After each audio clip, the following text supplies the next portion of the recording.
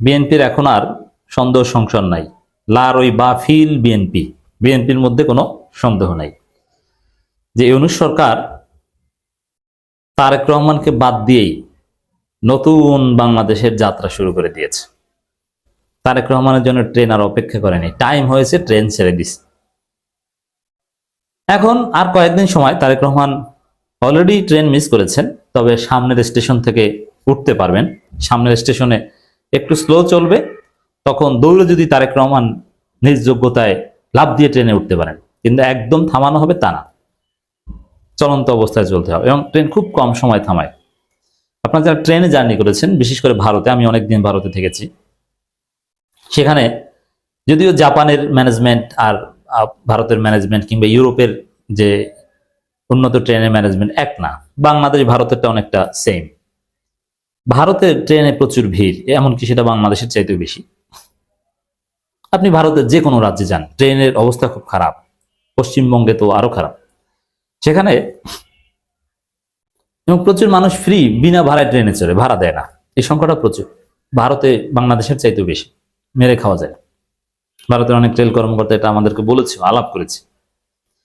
তো সেখানে খুব অল্প সময় ট্রেন দাঁড়ায়, এত ভিড় থাকে কিছু কিছু টাইমে যে সবাই নামতে পারে না, কিন্তু ট্রেন কিন্তু খুব অল্প, 1 মিনিটের মতো থেমে থাকে, কিন্তু ওই টাইমের মধ্যে সবাই নামতে পারে না, ট্রেন ছেড়ে দেয়। কেউ দৌড়ে নামে, আবার সবাই উঠতে পারে না, কেউ দৌড়ে উঠে আবার উঠতে পারে না, পরবর্তী ট্রেনের জন্য অপেক্ষা করতে হয়।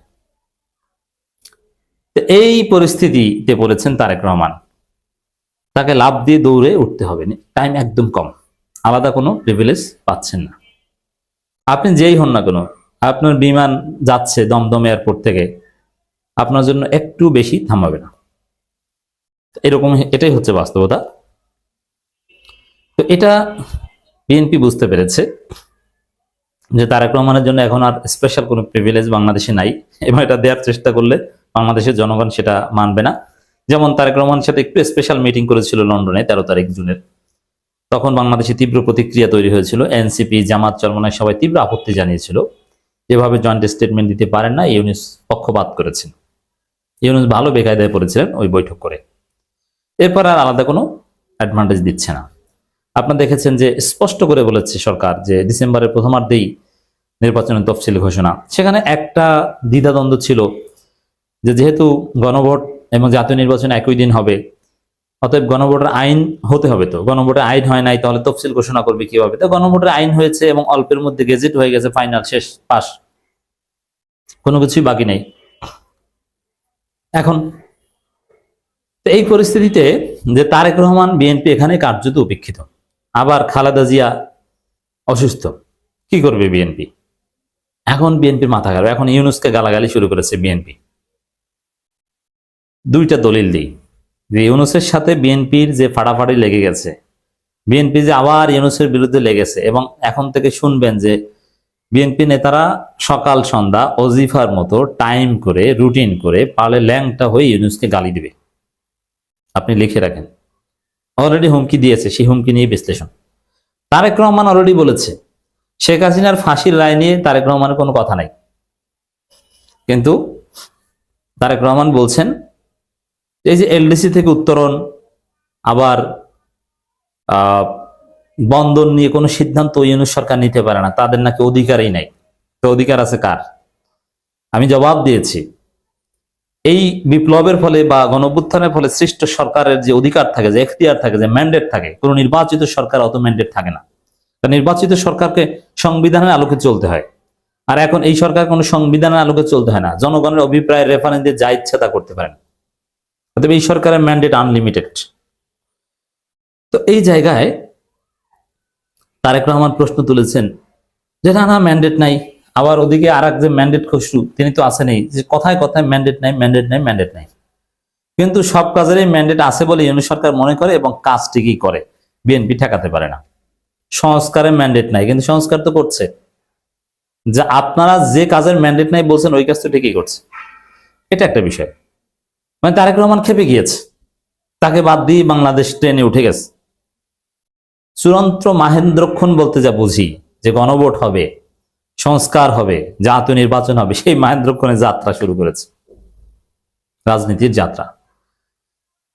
এখন এই পরিস্থিতিতে যে বিএনপি যেখানে উপেক্ষিত, আলাদা সুবিধা পাচ্ছে না, বিএনপিকে লেভেল প্লেইং ফিল্ডে রেইজ করতে হবে, আলাদা কোনো সুবিধা পাবে না, এই জায়গায় গয়েশ্বরচন্দ্র রায়ের মাথা খারাপ। কারণ সব জায়গায় ভারত লাত্তি খাচ্ছে। ভারত অজিত দোভাল ডক্টর খলিলুর রহমানকে কিছু চিরকুট ধরিয়ে দিয়েছিল, এইসব গণভোট টনভোট থেকে পিছু হতে পারেন কিনা দেখেন, এই পাকিস্তান আসে কেন, অমুক না না আবিজবি অনেক কথা বলেছেন, এগুলো সব আমরা জানি। অজিত দোভাল খলিলুর রহমানকে কি চিঠি ধরিয়ে দিয়েছিলেন আমরা জানি, লিখিত।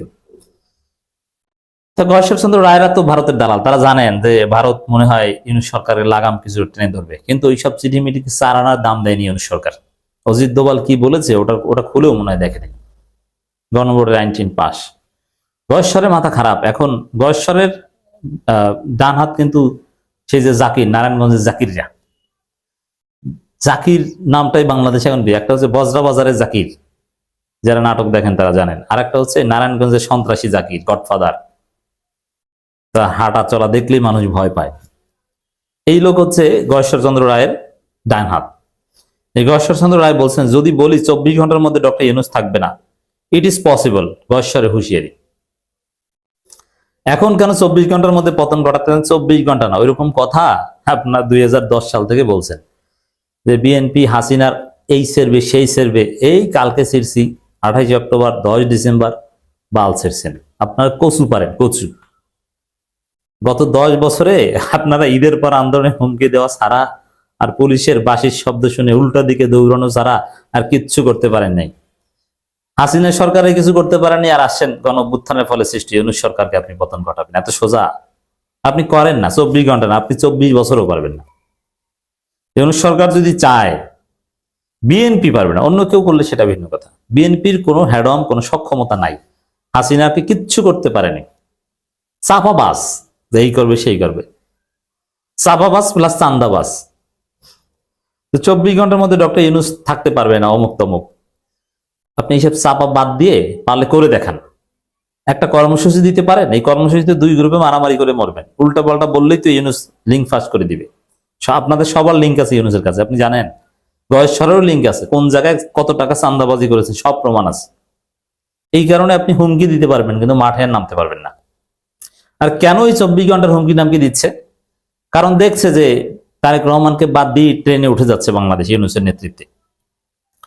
বিএনপি স্থায়ী কমিটির সদস্য গয়েশ্বরচন্দ্র রায় বলেছেন, ক্ষমতায় থাকার জন্য ডক্টর ইউনূস মৌলবাদী গোষ্ঠীকে এক করে ফেলেছেন। আপনি চিন্তা করেছেন ভারতের দালাল বুঝবেন কিভাবে? আলেম ওলামা হুজুরদের মৌলবাদী বলছে, একদম আওয়ামী লীগের ভাষায়। এটি হচ্ছে যে ভারতের দালালের প্রমাণ। জাতীয়তাবাদী শক্তির সঙ্গে অন্যদের বিভক্তি তৈরির চেষ্টা করছে। আপনারা নিজেরাই জয় বাংলা হয়ে যাচ্ছেন। আমরা যদি বলি আগামীকাল রাস্তায় নামবো, আপনারা রাস্তায় নামতে পারবেন না, এটা চাপাবাজি। আপনারা গত 15 বছরে যেরকম পারেননি, এখনো পারবেন না।